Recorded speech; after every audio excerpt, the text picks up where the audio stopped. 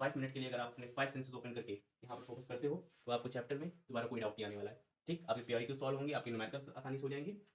और सबसे इंपॉर्टेंट चीज़, 5 सेंसेस के साथ साथ आपको एक और चीज़ ओपन करके रखनी है, अपने नोट्स और अपने बुक सामने रखनी है। मैं नहीं कह रहा हूँ उसमें सब कुछ पढ़ना है, बस उसमें से आपको ये टॉपिक्स को एक बार मार्क कर लेना है और यहाँ से भी एंड वहाँ से भी, दोनों से आपको 5 से 10 मिनट्स में इसको रिवाइज कर लेना है। ठीक, चलिए स्टार्ट करते हैं। सबसे पहले चैप्टर सॉल्यूशन देखेंगे। सबसे पहले इसमें बात आ जाती है कंसंट्रेशन की। कंसंट्रेशन क्या है? कंसंट्रेशन किसी सॉल्यूशन की क्वांटिटी को एक्सप्रेस करने के लिए यूज की जाती है, जिसमें 3 इंपॉर्टेंट कंसंट्रेशन है। कौन कौन सी? मोलैरिटी, मोलैरिटी और मोल फ्रैक्शन। मोलैरिटी का फॉर्मूला क्या होता है? मोलैरिटी को कैपिटल एम से रिप्रेजेंट करते हैं W2। अच्छा, व्हाट इज W2? आप यहाँ पर देखोगे जहाँ पे भी W2 लिखा हुआ है उसको हमने सॉल्यूट रिप्रेजेंट किया है और W1 को सॉल्वेंट। क्यों? जब भी आप कोई प्योर सॉल्वेंट लेते हो तो वो ऑलवेज फर्स्ट कंपोनेंट की तरह ट्रीट किया जाता है और जब उसमें कुछ मिक्स करोगे तो सेकंड कंपोनेंट। तो इस कन्वेंशन को लेते हुए हमने W2 जो भी है, जहाँ पर भी 2 लिखा हुआ है वो सभी सॉल्यूट को उसको सॉल्यूट लेट किया है, और जहाँ पर 1 लिखा हुआ उसको सॉल्वेंट लेट किया है। तो इससे आपको समझने में आसानी हो सकती है। आप अपना कन्वेंशन ले सकते हो, जैसे स्मॉल W कैपिटल W, चलेगा, कोई दिक्कत नहीं। सो मोलैरिटी बात करते हैं। मोलैरिटी को कैपिटल एम से रिप्रेजेंट करते हैं। मोलैरिटी फॉर्मूला क्या हो जाता है? W2 × 1000 / M2 × वॉल्यूम इन एमएल। ध्यान रखना, वॉल्यूम एमएल में होता है, इसलिए 1000 मल्टीप्लाई करना पड़ता है। और W2 रिप्रेजेंट करता है सॉल्यूट के मास को और M2 रिप्रेजेंट करता है सॉल्यूट के मोलर मास को, जो कि आपको गिवन होगा, अदरवाइज याद रखना होगा। ठीक है, और इसकी यूनिट हो जाती है मोल पर लीटर। मोल पर litre concentration molarity unit mole पर लीटर हो जाती है। मोलैरिटी की बात करें, मोलैरिटी क्या है? स्मॉल m से रिप्रेजेंट करते हैं W2 × 1000 by molar mass into W1। अभी W1 क्या है? W1 सॉल्वेंट का मास होता है। ध्यान रखना, सॉल्यूशन का ही सॉल्वेंट का मास होता है, जो कि ग्राम में लिया जाता है। मोलैरिटी की यूनिट जो होती है मोल पर केजी रहती है, मोल पर केजी हो जाएगी। ठीक, दोनों की यूनिट ध्यान रखना, कभी कभी उस पर बेस्ड भी क्वेश्चन आ जाता है। मोल फ्रैक्शन की बात करें, मोल फ्रैक्शन क्या है? मोल फ्रैक्शन है ratio of number of moles of respective component to the total number of moles. अगर हमें फर्स्ट कंपोनेंट के लिए मोल फ्रैक्शन निकालना है तो फर्स्ट कंपोनेंट के number of moles upon total number of moles. Second के लिए मोल फ्रैक्शन निकालना है सेकंड कंपोनेंट के लिए number of moles upon total number of moles करके हम मोल फ्रैक्शन फाइंड कर सकते हैं। ये हो गई बात कंसंट्रेशंस की। इसके बाद आते हैं हेनरीज लॉ पे, जो कि मोस्ट इंपॉर्टेंट लॉ है। हेनरीज लॉ में क्या बताया गया? partial pressure of a gas in a liquid, partial pressure of a gas in a liquid is directly proportional to its mole fraction. Partial pressure of a gas in a liquid is directly proportional to its mole fraction. So gas का किसी liquid में जो partial pressure होगा उसके mole fraction के directly proportional होता है। यहाँ से फॉर्मूला बन के आ जाता है क्या? P equal to KH x gas. What is KH? KH is known as Henry's constant. KH is called Henry's constant, जो कि डिपेंड करता है गैस पर, गैस के नेचर पर डिपेंड करता है। ठीक, हेनरीज कांस्टेंट जो है किस पर डिपेंड करता है? गैस के नीचे, मतलब कि अलग अलग गैसों के लिए हेनरीज कांस्टेंट की वैल्यू अलग अलग होगी। अलग अलग गैसों के लिए हेनरीज कांस्टेंट की वैल्यू अलग अलग होगी। और बात करते हैं इसकी एप्लीकेशंस की। एप्लीकेशंस में आप जानते हो, एक स्कूबा डाइवर्स वाटर में जाते हैं तो वहाँ पे क्या ले जाते हैं? नाइट्रोजन, हीलियम और ऑक्सीजन का मिक्सचर फिल करके ले जाते हैं। बिकॉज ओनली नाइट्रोजन और ऑक्सीजन का मिक्सचर रहता है, तो इसकी वजह से ब्लड में नाइट्रोजन गैस डिसॉल्व हो जाती है, जो कि सडनली बाहर आने पे बबल्स फॉर्म करती है। इससे एक डिसीज हो जाता है, इसको कहते हैं बेंट। ठीक, इसके बारे में आपने पढ़ रखा है। ठीक, उसको ध्यान रखना। दूसरी चीज, यहाँ पे हाई एल्टीट्यूड्स पे जाने पे क्या होता है? ब्लड में ऑक्सीजन की सॉल्युबिलिटी डिक्रीज करती है, लोगों को अनकॉन्शियसनेस फील होने लगता है। CO2 गैस कोल्ड ड्रिंक्स में डिसॉल्व रहती है हाई प्रेशर अप्लाई करके। ठीक, जितने भी सोडा वाटर होते हैं, कोल्ड ड्रिंक्स होती है, उसमें CO2 गैस डिसॉल्व होती है, वहां पर भी हेनरीज प्रिंसिपल ही लग रहा है। आगे आ जाते हैं second most important principles, routes law. Routes law में क्या बताया गया? Partial pressure of a component. ठीक, एक लिक्विड लिक्विड सॉल्यूशन है, लिक्विड लिक्विड सॉल्यूशन है। राउट और हेनरी में क्या डिफरेंस है? हेनरी ने बताया था partial pressure for a gas in a liquid, जबकि राउट ने बताया partial pressure of a liquid in a liquid. ठीक, तो एक लिक्विड लिक्विड सॉल्यूशन है, उसमें किसी कंपोनेंट का अगर पार्शियल प्रेशर हमें निकालना है तो पार्शियल प्रेशर डायरेक्टली प्रोपोर्शनल होता है to the mole fraction of component. किसी लिक्विड लिक्विड सॉल्यूशन में उसका पार्शियल प्रेशर, कंपोनेंट का पार्शियल प्रेशर होता है, उस कंपोनेंट का मोल फ्रैक्शन डायरेक्टली प्रोपोर्शनल होता है। इसको P equal to P0 x लिख सकते हैं। P0 क्या है? प्योर कंपोनेंट का पार्शियल प्रेशर। P0 क्या है? प्योर कंपोनेंट का पार्शियल प्रेशर है। ठीक, ये राउट्स लॉ हो गया। राउट्स लॉ को जो फॉलो करते हैं सॉल्यूशन, वो कहलाते हैं आइडियल सॉल्यूशन। जो सॉल्यूशन राउट लॉ को फॉलो करते हैं वो आइडियल सॉल्यूशन कहलाते हैं। बेसिकली सॉल्यूशन दो तरह के होते हैं, आइडियल और नॉन आइडियल सॉल्यूशन। सॉल्यूशन कितने तरह के होते हैं? दो तरह के, आइडियल और नॉन आइडियल सॉल्यूशन। तो शॉर्ट में जो टेबल बनी हुई है इसकी हेल्प से आप आसानी से आइडियल और नॉन आइडियल सॉल्यूशन में डिफरेंशिएट कर सकते हो। आपसे अगर 2 पॉइंट पूछे जाएंगे तो आप आसानी से 2 पॉइंट कोई भी पिक करके लिख सकते हो।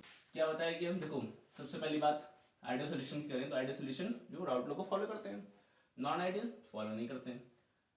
आइडियल सॉल्यूशन के लिए डेल्टा V इक्वल टू 0 क्या रिप्रेजेंट करता है? डेल्टा V इक्वल टू 0 मतलब है कि दो कंपोनेंट्स को हम मिक्स करेंगे, दो कंपोनेंट्स को अगर मिक्स करेंगे तो रिजल्टेंट वॉल्यूम जो आएगा वो बढ़ेगा भी नहीं और घटेगा भी नहीं।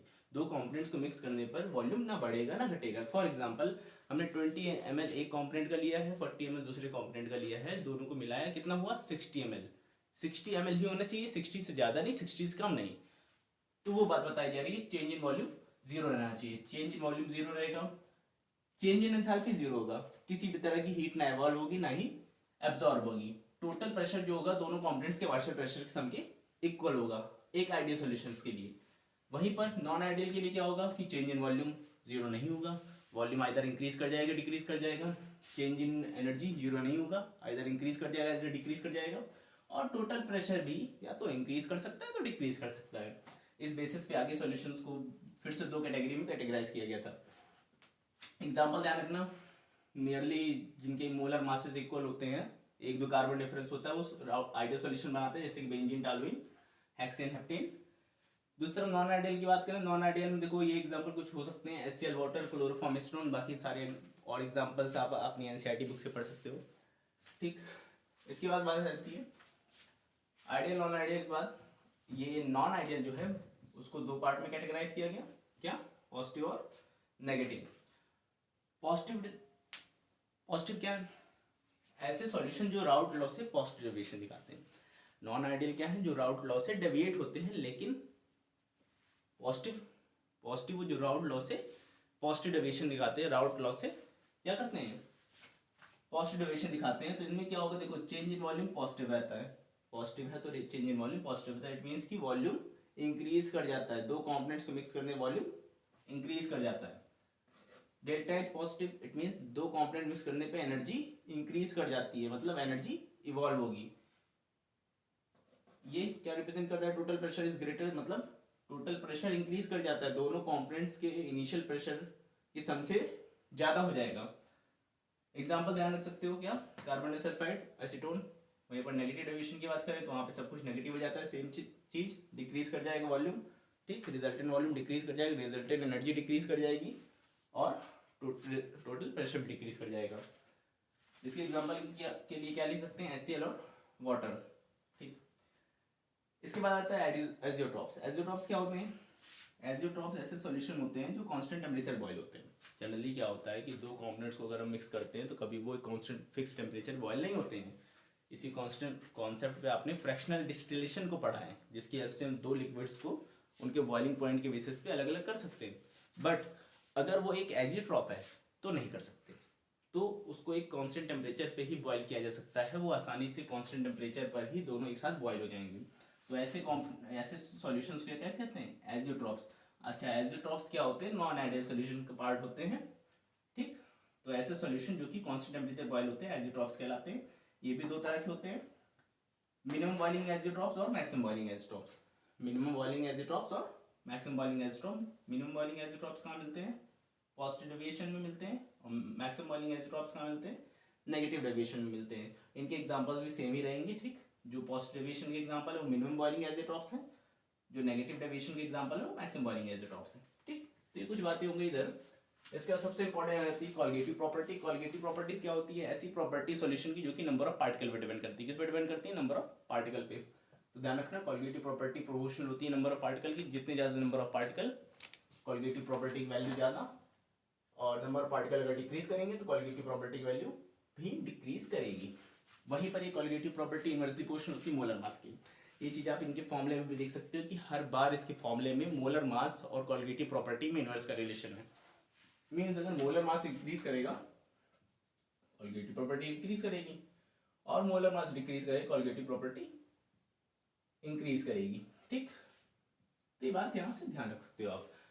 फिर कॉलिगेटिव प्रॉपर्टी कितनी तरह की होती है आपको पता है, 4 तरह की होती है। कौन कौन सी, relative lowering of vapour pressure सबसे पहले आ जाता है, elevation in boiling point, then depression in freezing point, osmotic pressure, उनका अपना अपना रिस्पेक्टिव फॉर्मूला है।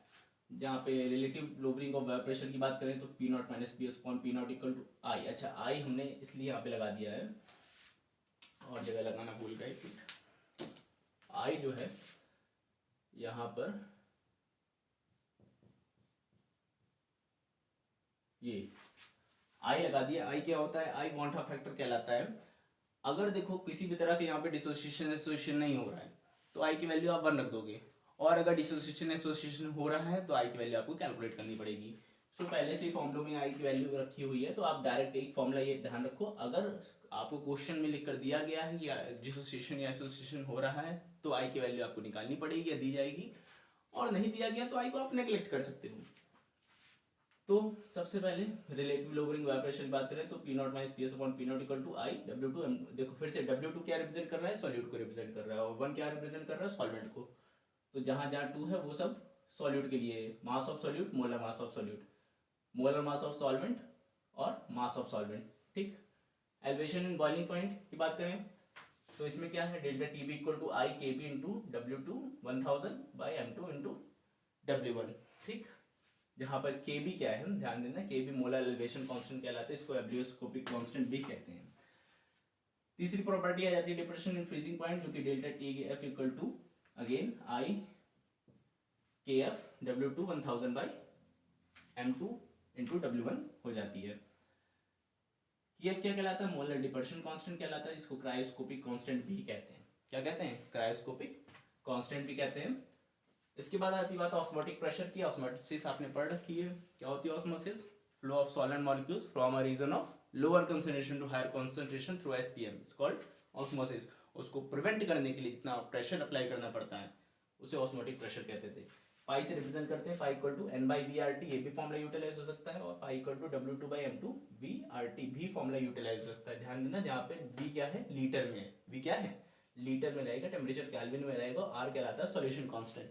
सॉल्यूशन कांस्टेंट की वैल्यू और भी होती है, बट हमें यहाँ पर जो लेनी है 0.0821 लीटर एटीएम पर मोल केल्विन है। ऐसे इलेक्ट्रोकेमिस्ट्री में अलग वैल्यू लेनी होती है, तो वैल्यू डायरेक्ट ध्यान रखना आप। इसके बाद आते हैं मोलर मास एबनॉर्मल।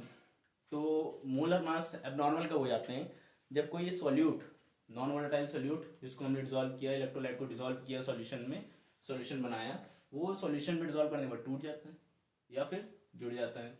तो या तो डिसोशिएट हो जाता है या तो एसोसिएट हो जाता है। इस बेसिस पे हम क्या कर सकते हैं, दो तरह की बातें हो सकती हैं यहाँ पे, या तो वो डिसोशिएट होगा या तो एसोसिएट होगा। आई की वैल्यू, वॉन्ट फैक्टर वैल्यू भी हम दो तरीके से कैलकुलेट कर सकते हैं। कॉलगेटिव प्रॉपर्टी अगर हमें गिवन उसके टर्म्स में कैलकुलेट कर सकते हैं। Colligative property observed upon calculated, calculator में सॉल्व करनी होगी, ऑब्जर्व्ड में गिवन होगी। ठीक, और दूसरी तरफ molar mass abnormal upon normal, abnormal को आप ऑब्जर्व कह सकते हो और नॉर्मल को कैलकुलेटेड। ठीक, डिसोसिएशन अगर हो रहा है तो ध्यान देना, इस पर भी क्वेश्चन बन जाते हैं। डिसोसिएशन हो रहा है तो आई की वैल्यू क्या होगी, ग्रेटर देन 1, और अगर एसोसिएशन हो रहा है तो आई की वैल्यू स्मॉलर देन 1 होगी। जहां पर आपसे dissociation, degree of dissociation find करने को कहा जा सकता है, जिसको आप निकाल सकते हो कैसे, अल्फा की हेल्प से। अल्फा कहलाता है degree of dissociation, alpha equal to I-1 by N-1। इस फॉर्मूले से आप आसानी से डिसोसिएशन डिग्री ऑफ डिसोसिएशन निकाल सकते हो। एन क्या है, एन को समझो जरा, जैसे KCl दिया गया आपको। अब अगर KCl आयनाइज होगा, कितने पार्ट्स में ब्रेक होगा, 2 पार्ट्स में ब्रेक होगा। सो एन क्या रिप्रेजेंट करता है, ये नंबर ऑफ पार्टिकल्स। ठीक, कितने पार्ट में वो आयनाइज होगा। अब जैसे आपको Na2SO4 दिया गया है, अब बताओ Na2SO4 कितने पार्ट्स में आयनाइज होगा। Na2SO4 3 आयन बनाएगा, 2 Na के और 1 SO4 का, N इक्वल टू 3 हो जाएगा। तो डिपेंड करता है कोई भी इलेक्ट्रोलाइट जो लिया है वो कितने पार्ट्स में टूट रहा है, वो N को रिप्रेजेंट करता है। सिमिलरली यहाँ एसोसिएशन में alpha equal to 1 minus I by 1 minus 1 upon N होता है, जहाँ N क्या होता है, कितने पार्टिकल एसोसिएट हो रहे हैं। हाँ, कितने पार्टिकल एसोसिएट हो रहे हैं। तो वहाँ क्वेश्चन में आपको डाइमर ट्राइमर ऐसे लिख के दिया जाएगा, उससे आप समझ जाओगे N इक्वल टू 2 है कि N इक्वल टू 3 है। तो ये पूरा हो गया एक क्विक रिवीजन सॉल्यूशन के लिए, जिसकी हेल्प से आप अपने न्यूमेरिकल्स और अपने पीवाईक्यूज के लिए एक बूस्ट मिल सकता है आपको।